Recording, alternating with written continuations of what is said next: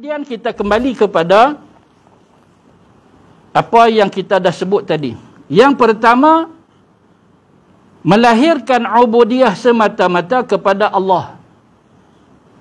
Kesan dan faedah kita beriman kepada asma' dan sifat ini, melahirkan ubudiyah hanya semata-mata kepada Allah. Ubudiyah ni pada perhambaan. Betul-betul kita sebagai hamba Allah. Setelah memahami seluruh nama Allah Subhanahu wa taala dengan sebenar-benarnya, pun kita dah sebut hari itu bahawasanya nama Allah Taala tidak terhingga-hingga. Maka di sini yang dimasukkan seluruh nama Allah Taala yang terkandung dalam hadis yang kata sebanyak 99 nama itu. Kan? Bukan seluruh nama, mana kita nak tahu nama Allah Ta'ala ada berapa kesemuanya. Kan? Berpandu kepada beberapa riwayat yang kita dah sebut. Hanya yang tahu secara hakikatnya berapa nama Allah, Allah sendiri yang tahu. Allah sendiri yang tahu. Kan? Jadi maksud ayat-ayat ini, kan? Maksud iaitu hadis yang 99 nama Allah Ta'ala tu. Maka akan terlahirlah sifat ubudiyah kepada Allah dan tidak melepasi batas-batas dalam peribadatan terhadapnya. Bila kita faham, kita pun nak praktiklah. Dan itu kewajipan setelah kita faham.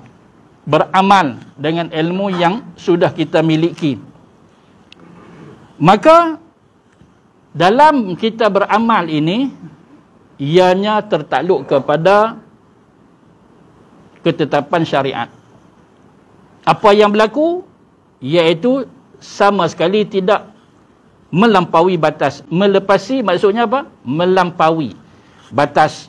Berarti kita dalam keadaan terkawal daripada terjebak dengan khurafat, dengan syirik. Tidak kata ada makhluk lain yang serupa dengan asma' dan sifat Allah, betul-betul macam tu, ada lagi yang lain daripada Allah, itu tidak berlaku bagi orang yang sudah faham. Tapi kalau duk keliru, celaru sebagainya, maka sebenarnya dia masih belum faham apa itu yang sebenar asma' dan sifat. Akhlaknya menjadi elok, fikirannya stabil, tak serabut. Ini kita boleh lihat kepada seseorang, diri kita atau orang lain.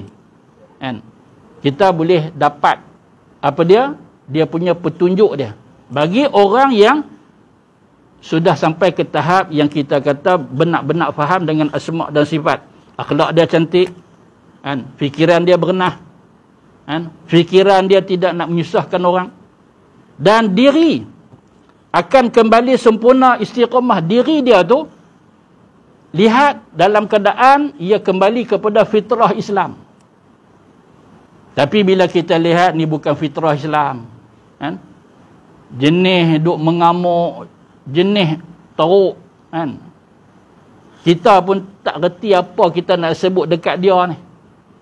Habis dah perkataan patut nak sebut, tak tahu nak sebut apa lagi ni. Lebih pada perkataan teruk tu biasa.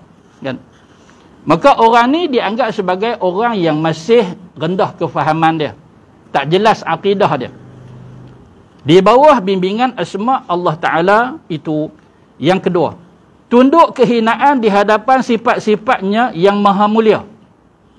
Tunduk kehinaan orang tu yang sudah mantap iman dia dengan asma' dan sifat ini, penuh hina di hadapan Allah. Kat sini kita boleh lihat ia rasa hina ataupun tidak. Pasal apa? Pasal dengar kata duk mengaji juga. Atau kita kata bukan juga Ustaz, mengaji banyak Ustaz. Mengaji banyak. Tahu mana dia mengaji banyak? Dia habang. Dia kata hampa patut mengajilah. Aku walaupun lepak kat kedai, mengaji banyak dah. Macam tu contoh. Mengaji banyak. Tak apa. Oh macam tu dia kata dia mengaji banyak dah. Kalau mengaji banyak dah, dia mesti rasa hina di hadapan Allah. Yang Allah ada di mana-mana. Apatah lagi di rumah Allah. Masjid rumah Allah, surau rumah Allah.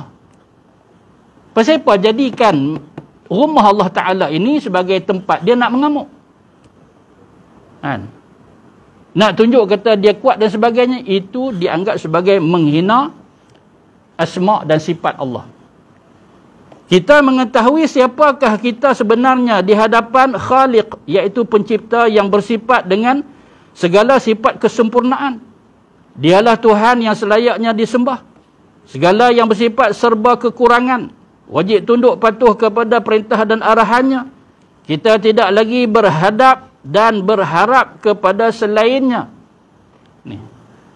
Kita baca ni kesimpulan apa yang kita dah terangkan dahulu. Yang ketiga, akidah kembali bersih lagi suci. Kelebihan ni, jangan duk kata ni tak ada apa faedah, sia-sia. Kan? Asma' Husna dah hafal lama dah dulu, biasa aja. Kan? Tapi sebaliknya, apa yang perlu kita ketahui, mengajilah sungguh-sungguh, bukan sekadar menghafal. Mengaji sungguh-sungguh. Bila mengaji sungguh-sungguh dengan beramal apa yang kita dapat daripada pengajian yang benar itu, kan? Maka inilah akan berlaku. Akidah kita kembali bersih, kan? Seperti mana awal yang kita dapat. Sebab setengah orang bila dah dapat elok dah, kan, dia jadi pula keruh, dia jadi pula tak betul sebab banyak sebab lah. Kan? Memang iblis syaitan ni dia tak tinggal kita, dia tak lepas kita. Nampak nak jadi baik lagi dia pelingkup. Kan? Jadi kita mengajilah sungguh-sungguh, berserah kepada Allah Ta'ala, Allah bantu. Akhirnya ni antara buah dia, kan, faedah yang dia akan dapat, iaitu akidahnya kembali bersih, menjadi elok. Ini disebabkan kita tidak lagi menghukum Allah Ta'ala dengan hukum mengikut akal fikiran sendiri. Kalau dulu masa jahil, mungkin kita kata Allah ini seumpama makhluk sekian-sekian. Kan? Tapi bila kita dah mengaji, dah Allah lain, kita lain. Nampak? Cara cakap pun, kan, berbeza. Sebab kita sudah ada ilmu yang mantap, yang padat. Seperti Allah itu serupa makhluknya. Dulu mungkinlah rasa macam ada juga makhluk yang serupa dengan Allah. Tapi bila dah ilmu mantap ini, tidak sekali-kali. Walaupun nak kata malaikat dah, dia tetap hamba Allah. Kan? Walaupun malaikat ni dia tak ada dosa, betul. Allah takdir malaikat ni tidak ada dosa. Kan? Serupa juga para Nabi dan Rasul. Allah Ta'ala takdir mereka ni maksum, yang selamat daripada dosa maksiat. Kalau kata kalangan manusia pun ada golongan yang macam tu, maksum patut lagi malaikat. Walau begitu, tetap mereka ni makhluk Allah, bukan naik ke tahap yang kita kata Allah. Kan? Ataupun adalah juga, kan, kait-kait dengan Allah Ta'ala, tak, melainkan dia makhluk Allah itu saja. Kan? Tak ada duk kata macam masyarakat jahiliah yang kata malaikat adalah anak perempuan Allah. Tak ada. Tu fahaman yang salah. Kan? Kalau Yahudi kata siapa dia anak Allah, Nasara kata siapa anak Allah, maka kafir musyrikin mereka kata malaikat anak perempuan Allah. Kan? Pasal apa? Pasal mulia sangat. Tak mulia sudahlah. Jangan duk sandarkan kepada Allah Ta'ala yang Allah itu ada anak. Lam yalid. Kan? Dia tidak beranak, tak ada anak. Walam yulad, dan tidak diperanakkan. Mak ayah pun tak ada. Allah itu berbentuk dan lainnya. Allah tidak ada jisim. Allah ini ada. Kan? Mana dia? Banyak makhluk yang ada kita tak nampak pun banyak. Kan? Dia kata mana boleh, setiap yang ada mesti kita boleh nampak. Yang dua ada pun kita tak nampak. Angin ada. Lain kalau dia bercampur dengan tanah pusin-pusin, nampak? Angin puting beliung, tu dia bergulung-gulung mai. Tapi ni kipas di atas, kita di bawah, rasa sejuk. Pasal angin, mana dia? Nampak? Kan? Banyak dia buat contoh. Ada tapi tak nampak. Allah Ta'ala lebih pada tu lah. Dia kata kalau ada mesti kita boleh sentuh. Banyak benda, kan, yang ada kita tak boleh sentuh. Kan? Ni dia tak boleh nak pusing ke mana, semua ada jawapan kita boleh patahkan. Kan? Gitu je. Akhirnya Allah Ta'ala tu dengan sendiri dia tidak sedikit pun serupa dengan makhluk. Itu kita sebut di segi apa dia? Di segi kita main dengan logik akal dia. Tapi main dengan dalil, tak ada apalah dalil. Sudah jelas. Laisa kamislihi syai'. Tak serupa sebanding pun makhluk dengan Allah Ta'ala. Tapi dia tak mau apa main hujah dengan ayat Quran ni, tak mau kan. Ni kita nak sembang ni logik akal. Logik akal pun tak boleh juga kan. Banyak hujah-hujah daripada pihak kita. Juga meyakini bahawa Tuhan yang disembah itu mestilah Tuhan yang memiliki segala sifat kesempurnaan. Ini lahir daripada pengajian akidah yang mantap. Tentu zat yang kita sembah ini sifatnya sifat yang sempurna. Sikit pun tak kurang. Tapi kita makhluk ni, walaupun orang kata mulia, ada kekurangan. Walaupun kata hebat, ada kekurangan. Sebab apa? Sebab mulia kita pun Allah yang bagi. Hebat kita pun Allah Ta'ala yang bagi. Semua kait dengan Allah Ta'ala juga. Tapi Allah dengan sendiri dia. Dia berkuasa, tak ada siapa bagi. Dia mampu, kemampuan dia tak ada siapa yang ejah. Tapi kita ada kan, wajib kita bersandar kepada sesiapa atau makhluk Allah Ta'ala. Dan mempunyai nama-nama yang mulia lagi baik. Al-Asma'ul Husna. Selainnya adalah makhluknya dan wajib mengesakannya sahaja. Gitulah lahir daripada pengajian dalam memahami asma' dan sifat Allah Subhanahu wa Ta'ala. Itu sebagai kesimpulannya. Jadi tuan-tuan yang dirahmati Allah sekalian, berbalik kepada riwayat daripada Abu Bakar Al-Bazzar ini, apa yang kita dapat kesimpulan daripada situ? Sini kita baca huraian yang panjang lebar tentang nama dan sifat Allah. Selesai kita sebut tentang kesan, faedah atau kita kata hikmah di sebalik memahami asma' dan sifat ini. Maka mula tadi kita sebut tentang riwayat yang ada kaitan dengan ayat 82 suratul Kahfi. Kita belum ambil lagi apa pengajaran daripada situ. Pengajaran daripada situ bahawasanya yang pertama, yang ni bukan secara turutan yang patut kita letak ni nombor satu, patut ni pula tak nombor dua, ada kita sebut sahaja kan, secara keseluruhan, iktibar atau kesimpulan pengajaran yang kita ambil daripada hadis tersebut. Yang pertama iaitu anak kita adalah amanah. Banyak amanah ini. Anak kita adalah amanah. Maka keturunan kita, anak tu keturunan. Tapi bila kita sebut anak-anak lah. Dan anak itu juga adalah keturunan. Maka bila sebut keturunan, keturunan kita ni adalah amanah daripada atas kita ni. Kalau kita nak anak keturunan kita, anak cucu cicit, sebab dia asal pun mai daripada darah daging kita, anak macam mana? Nak baik, hang kena buat baik. Itu saja. Karena itulah Allah Ta'ala yang Maha Kuasa takdirkan harta si fulan ini selamat sampai kepada anak cucu dia. Yang kita sebut tadi ada riwayat yang kata sampai kepada generasi anak dia yang ketujuh. Sebab apa? Sebab dia ni orang yang soleh. Orang yang soleh, maka harta dia adalah harta yang soleh. Harta yang baik. Tidak ada kaitan dengan riba, tidak ada kaitan dengan rasuah, peras ugut, rompak, curi, tak ada. Orang soleh. Bukan nama saleh. Dia ni dengan akidah mantap syariat yang kemah dia faham,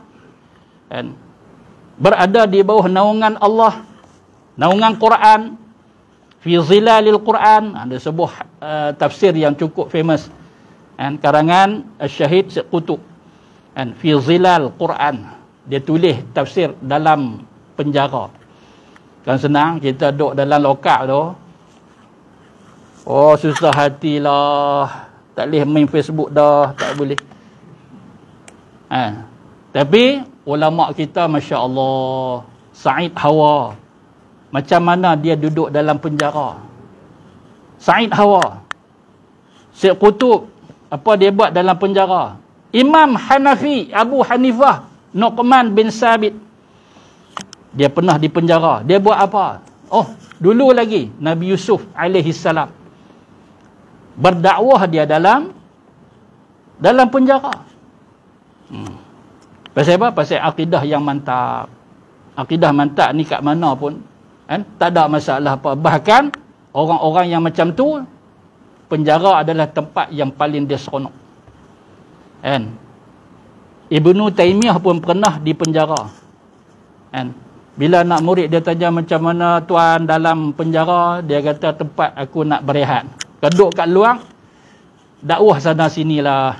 Kan? Hidup sebagai pendakwah. Mengajak sana sini, mana boleh duduk rehat. Kadang ramai kat rumah. Kadang kena pi pula sat dekat sat jauh. Lah senang. Kan? Duduk dalam tu orang pun tak gaduh. Kan? Begitu. Orang yang beriman. Jadi kita wajib memelihara keturunan kita. Maka Allah Ta'ala balas jasa hamba Allah Ta'ala yang soleh ini. Allah Ta'ala jaga harta dia agar sampai kepada keturunan dia yang patut. Yang patut. Sebab dia cari betul-betul pastikan halal dan tayyibah harta dia. Takkan pula yang nak dapat harta dia daripada satu orang keturunan dia juga yang akan memboroskan, yang akan gunakan secara yang tak sepatutnya. Sebab harta ni dapat elok, kadang-kadang keluar tak elok. Bab harta dua soalan kan? Daripada mana dapat, ke mana yang kamu belanjakan kan? Kalau yang lain tanya sekali-sekali ya. Tapi harta dua. Sebab apa? Sebab harta ni dapat elok, keluar tak elok kan? Ada bukan kata ke semua orang. Ada orang yang dapat elok, keluar tak elok. Dapat surau bagi pasal kuliah, keluar main judi. Contoh. Terus ustaz mana orang buat contoh je kan? Ustaz, saya terasa hang buat sungguh patut kan? Dapat bagus dah. Tapi duk main judi lah, tikam nombor ikut kan? Ada yang dapat tak elok, dapat tak elok, itu pula keluar Masya Allah, bagi hukum main. Dapat tak elok tu ambil duit surau, lepas tu pula singgah kat masjid mak desa, tak kat situ. Merapu macam tu, apa kebajikan macam tu kan? Ada yang dapat tak elok, keluar tak elok. Allahu Akbar. Mompak kan? Main judi.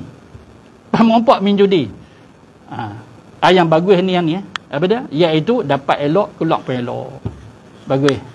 Dapat pasal apa? Pasal tolong kawan-kawan ni. Kawan dia kata, nak kena bagi kat hang doa, aku buat ikhlas. Kami tak nak upah pun dah. Kalau hang tak ambil, aku teriak. Wih, hang tak apa kan macam tu, aku ambil. Nak teriak pasal apa? Kan? Kita pun alhamdulillah rezeki. Bukan niat pun nak duit tu. Kan? Habis dapat tu pusing-pusing cari. Tabung surau ni juga. Dapat kat belakang, masuk pula, letak. Masya Allah. Bagus, dapat elok. Cara keluar pun elok. Begitu. Jadi oleh kerana ada 4 jenis ini boleh berlaku, maka Allah Ta'ala pun akan tanya dengan 2 soalan. Daripada mana sumber dapat itu, ke mana yang kamu keluarkan. Cuma kita jangan duk menyangka buruk lah. Itu masalah kita dalam masyarakat. Suka duk menyangka buruk kan? Kawan belanja elok-elok, kita duk kata yang kot lain kan? Tuduh yang bukan-bukan fitnah sebab tuan-tuan. Baca dah Quran kan? Fitnah lebih dahsyat daripada tahu reti sangat dah, pandai sambung ayat tu. Dia heran rajin duk buat ni.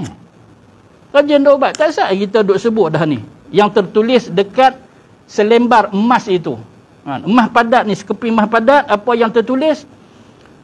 Masih lagi dia buat dosa maksiat pada tahu. Bahayanya dosa maksiat itu esok terjun dalam neraka. Buat juga. Kan? Jadi itulah yang orang putih pun sebut. Orang putih kata apa? Kalau salah jangan duk gelak. Kan? Saya bukan pandai sangat. Like father, like son. Yang tu. Jangan duk main tu. Bapa borek anak rintik. Baik ayah tu insya-Allah lah anak akan baik. Kan? Tapi ayah pun melelong-melelong, anak sakan lagi lah. Sakan lagi lah. Terguling-guling boleh lah. Kan? Dia begitu. Jadi insya-Allah saya rasa setakat itu sahaja kan perkongsian kita. Mudah-mudahan Allah Ta'ala jadikan ia sebagai panduan hidup kita. Kita ingat semula kita beramal. Bismillahilladzi la yadurru ma'asmihi